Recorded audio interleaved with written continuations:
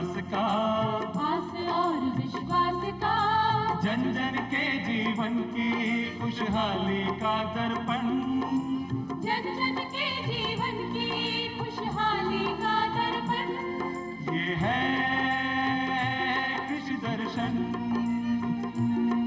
ये है कृषि दर्शन, ये है कृषि दर्शन।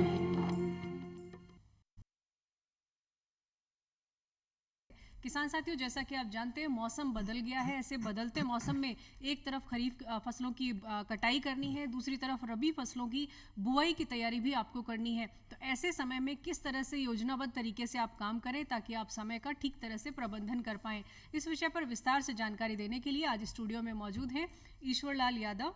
आप संयुक्त निदेशक पंत कृषि भवन, कृषि विभाग, राजस्थान सरकार में। सर, कार्यक्रम में आपका बहुत बहुत स्वागत है। नमस्कार सर। तो किसान साथियों, सबसे पहले हम इस विषय पर चर्चा करें और साथ ही साथ प्रधानमंत्री कृषि सिंचाई योजना पर चर्चा शुरू करें, उससे पहले आपको फ़ोन नंबर बता देते हैं। अगर आपकी कृषि संबंधी कोई समस्या है तो आप हमें फ़ोन कर सकते हैं। हमारे फ़ोन नंबर है 27049999, दूसरा फ़ोन नंबर है 27040098 और जयपुर का STD कोड है 0141। तो सर, सबसे पहले तो यही जानना चाहेंगे कि मौसम बदल रहा है। अक्टूबर में पहली बार हम देख रहे हैं कि मौसम बदला है और बारिश हो रही है।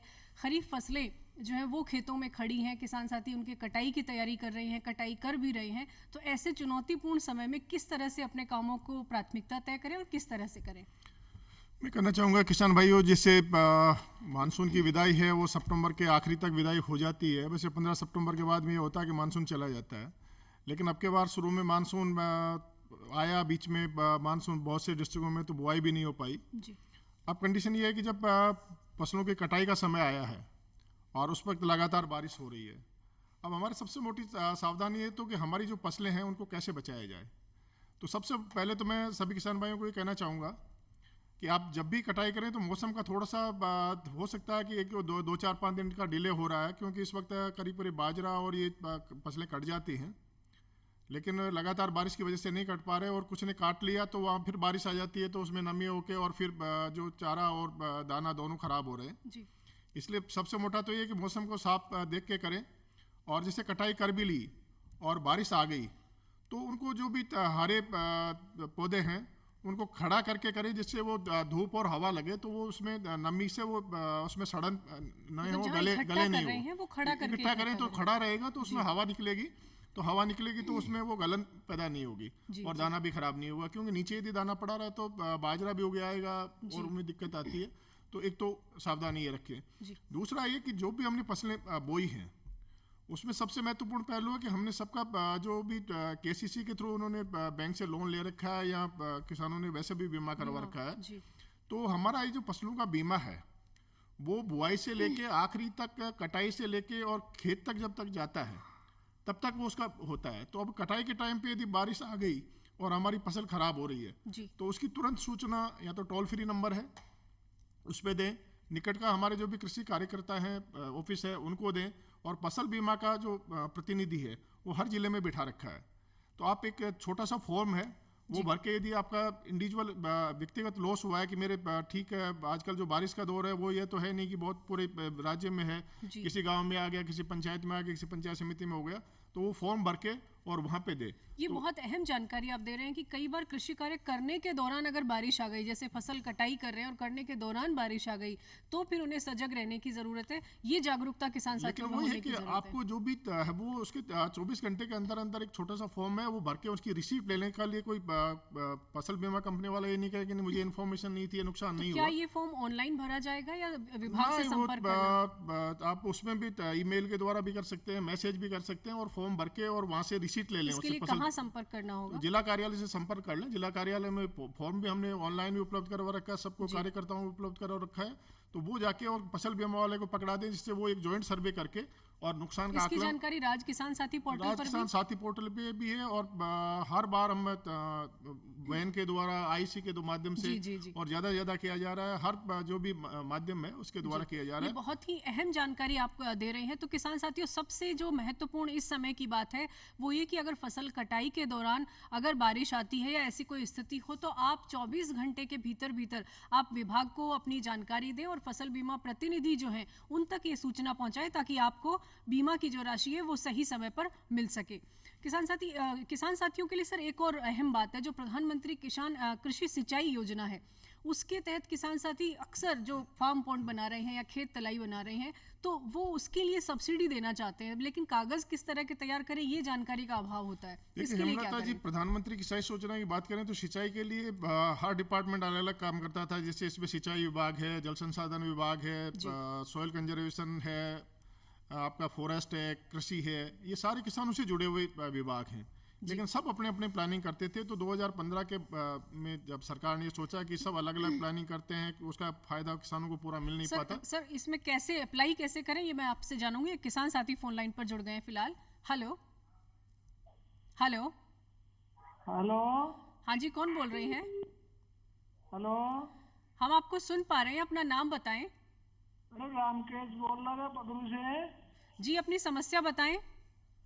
मैडम समस्या है कि मैं सरसों की फसल बोना चाहता हूँ तो कौन सी किस्म का उपयोग करें, कब बोए? जी ठीक है, किस्म है? जी रामकेश जी बगरू से बोल रहे हैं। सरसों की बुआई में कौन सी किस्म इस्तेमाल करें? रामकेश जी, सरसों के बुआई का सही समय है, टेम्परेचर भी डाउन आ गया और नवरात्रा का समय भी आ गया। लेकिन अब उसको देखने वाली बात है कि बारिश का दौर चल रहा है। यदि खेत में ज़्यादा नमी है तो खेत की जुताई करके और उसको बुआई का लेवल तक आने दें, थोड़ा सूखने दें। ये विशेष ध्यान रखें क्योंकि बगरू के आसपास और जयपुर के आसपास काफ़ी बारिश हो रही है। तो एक तो खेत सुखाव तक आ जाए, और इसके लिए किस्म की बात है, वहाँ पे मैं बताना चाहूँगा कि आपको एक लक्ष्मी है, बायो 902 है, पूसा बोल्ड है, एक गिरिराज है, बहुत बढ़िया है, और एक तो वहाँ पे जो भरतपुर का अपना सेवर फार्म है वहाँ पे एक NDCPR 2 है, वो है। तो ये वैरायटी हैं जिनका आप वहाँ पे लगा सकते हैं। और ये वैसे अपने इसमें जो पूसा बोल्ड का है, लक्ष्मी का है और गिरिराज का है, उसमें ऑयल परसेंटेज भी 40 से 42% तक होता है जी। क्योंकि आजकल सरसों का भाव है वो ऑयल परसेंटेज से डिपेंड करता है।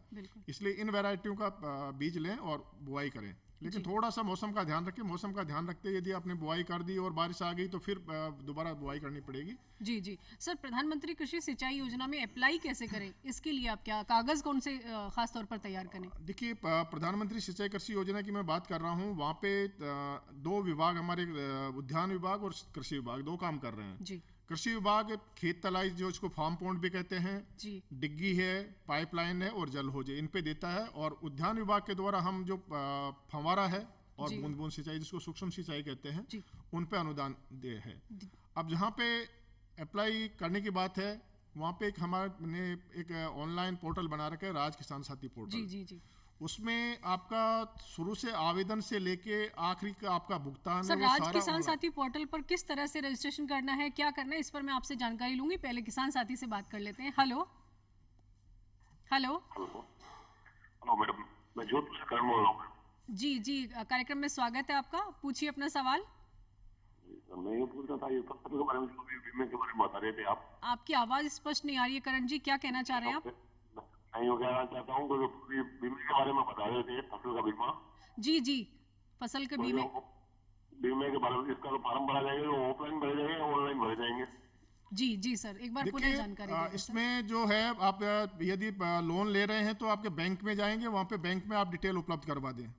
एक तरह से ये ऑफलाइन है। उसमें आप यदि KCC के माध्यम से जुड़े हुए हैं तो आप बैंक में जाएंगे तो बैंक वाला साथ के साथ आपको फॉर्मेलिटी करवाएगा कि आपको कितनी फसल कितने एरिया में बोई है, कौन सी फसल बो रहे हैं और उसका प्रीमियम और सारा वो आपको बता देगा।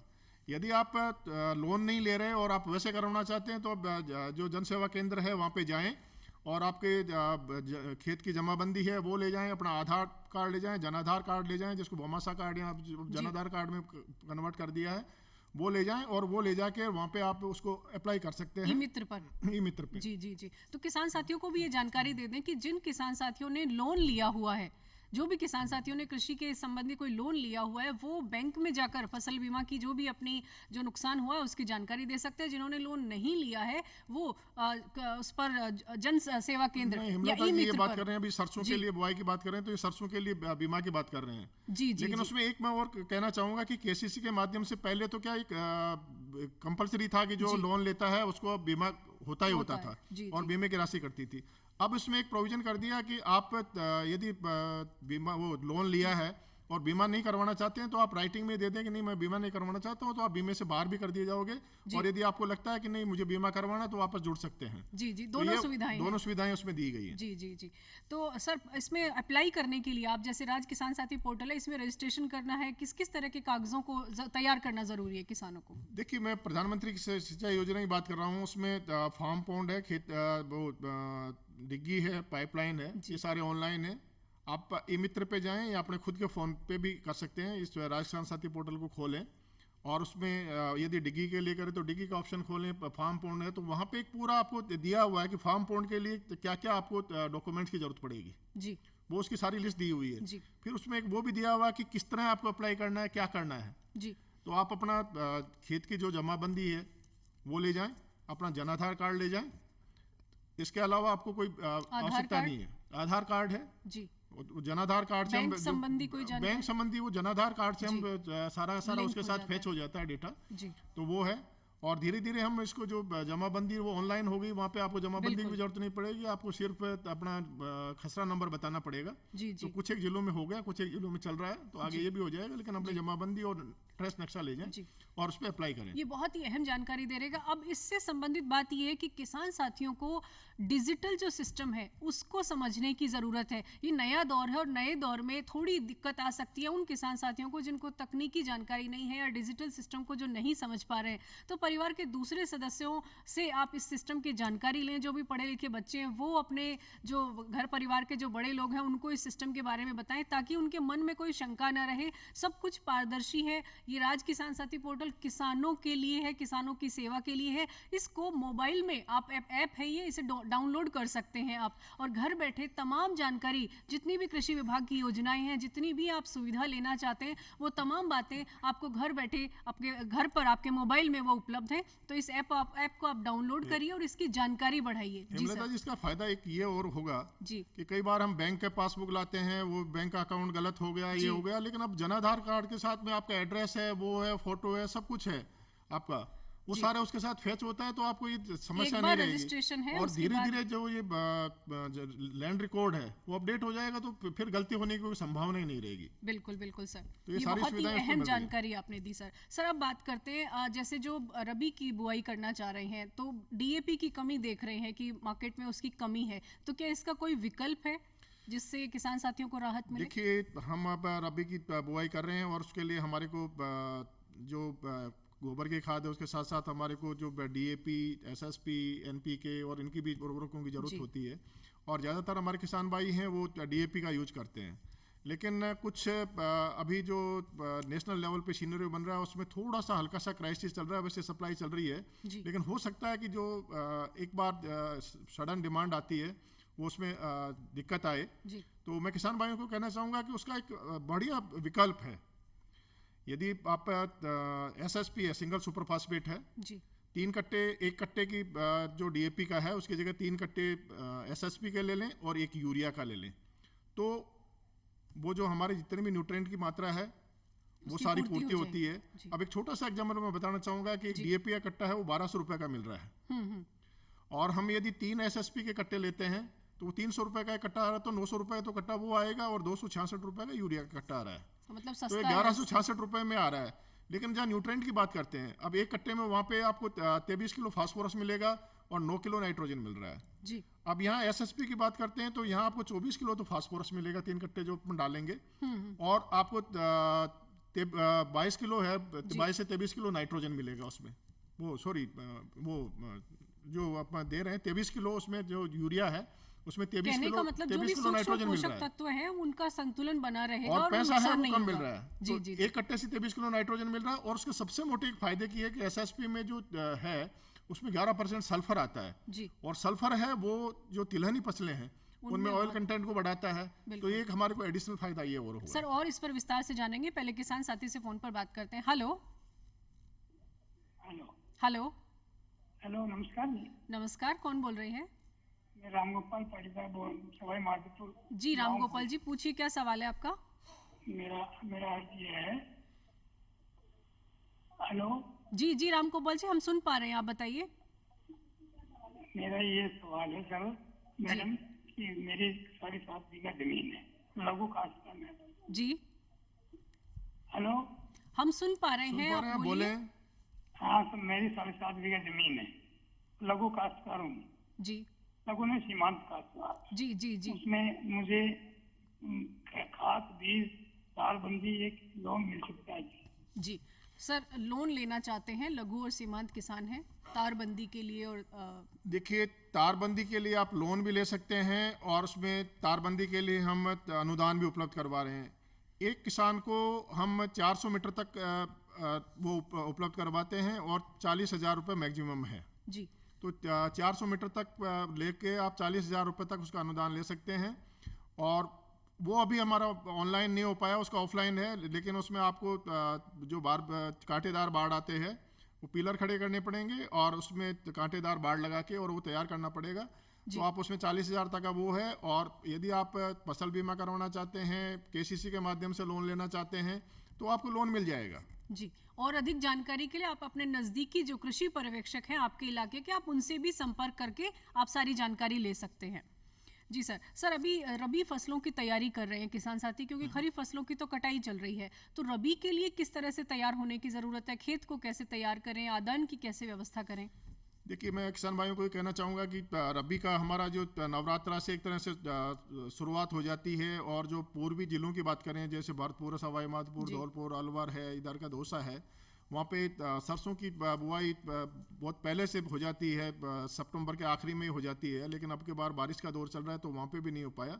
तो सबसे मोटी पहले तो ये ध्यान रखनी है कि जो हमारा खेत है वो यदि उसमें पानी उनी भर गया तो उसकी जुताई उताई करके, गहरी जुताई करके और उसको सूखने दें। जब तक खेत बुआई की पोजीशन में नहीं आएगा, सोइंग में नहीं आएगा, उसमें प्रॉपर हवा का संचार नहीं हो पाएगा और यदि उसमें खेत बीज डाल देंगे तो वो गल जाएगा। इसलिए एक तो खेत की जुताई करके और उसको खुला छोड़ें और मौसम खुलने पे उसको प्रॉपर बुआई का ज़मीन आ जाए तभी उसमें बुआई करनी है। दूसरी जो आदान की व्यवस्था है उसमें आप खाद है वो उसमें मिला के जो गोबर का खाद है वो डाल दें, और जो उर्वरक की DAP या SSP और यूरिया की बात कर रहे हैं वो लेके रखें, और बीज है वो ले लें। जैसे ही उपयुक्त समय आए आपका कि ज़मीन हमारी तैयार हो गई और मौसम खुल गया है तो आप उसमें कर दें। इस वक्त जो तापक्रम की बात कर रहे हैं, कई बार ये होता है कि इस वक्त तापक्रम बहुत ज़्यादा होता है तो सरसों निकलते निकलते जल जाती है और ख़त्म हो जाती है। लेकिन इस वक्त जो मिनिमम टेम्परेचर है वो 24-25 के आसपास है और सरसों के लिए सबसे उपयुक्त समय है। तो जैसे ही मौसम खुलता है ज़मीन तैयार करके और अब उसकी बुआई करें। जी जी सर, एक बात आपने बताई कि फसल बीमा जिन किसान साथियों ने पहले से किया हुआ उनको अगर फसल का नुकसान हो रहा है तो फ़ायदा मिल रहा है। अभी आने वाले फसल में जैसे रबी फसलों की बुआई करना चाहते हैं किसान साथी, उन फसलों का अगर बीमा कराना चाहते हैं तो क्या प्रक्रिया होगी, किस तरह से जागरूक रहें किसान साथी? देखिए, मैंने जो बताया उसमें एक कट ऑफ डेट होती है। जो रबी का है, रबी का भी हमने 1 अक्टूबर से स्टार्ट हो जाएगा और दिसंबर तक है वो, दिसंबर 15 अक्टूबर से स्टार्ट होकर दिसंबर तक उसका वो होता है जी। तो दिसंबर तक पीरियड तक आप उसका फसल बीमा करवा सकते हैं। आप जहाँ पे किसी की बात कर रहे हैं फसलों की आ रहे हैं, जैसे अभी सरसों की बुआई होगी, फिर चने की होगी, फिर गेहूं की बुआई होगी, तो धीरे धीरे हो रही, तो उनको फसल बीमा जो लोन है उसके साथ में हो रहा है। और यदि लोन नहीं ले रहे तो आप उसका बीमा करवा सकते हैं। मतलब कहने का मतलब अलग अलग फसलों का बीमा अलग अलग किया जा सकता है या एक साथ करवा सकते हैं? नहीं, अलग अलग फसलों का सबका अलग अलग है और अलग अलग होगा। कितने क्षेत्र के लिए कितने क्षेत्र में बुआई कर रहे हैं, कौन सी फसल बो रहे हैं, ये दोनों इंपॉर्टेंट है। जी जी, ये बहुत अहम बात आपने बताई। तो आज जो भी बातें आपने किसान साथियों को बताई बहुत अहम बातें थी और सभी का अगर किसान साथी ध्यान रखेंगे तो उन्हें ज़रूर फायदा होगा। कार्यक्रम में आने के लिए आपका बहुत बहुत धन्यवाद। तो किसान साथियों, जैसा कि ईश्वर लाल जी ने बताया है, आपको खास तौर पर 2 बातें ध्यान में रखनी है। एक तो ये कि डिजिटल जो सिस्टम है उसको समझना है ताकि तमाम योजनाओं का आप लाभ ले सकें, और दूसरी बात जो ध्यान रखनी है वो ये कि आगामी फसल जो रबी की आप बुआई करने जा रहे हैं उसकी फसल बीमा के लिए आप जागरूक रहें ताकि कोई भी जो प्राकृतिक आपदा होती है उसका नुकसान आपको ना हो। उम्मीद है कार्यक्रम आपको पसंद आया होगा। आपको कैसा लगा हमें लिख भेजिए चिट्ठी। हमारा पता है कार्यक्रम कृषि दर्शन, डीडी राजस्थान, दूरदर्शन केंद्र, झलाना डुंगरी, जयपुर।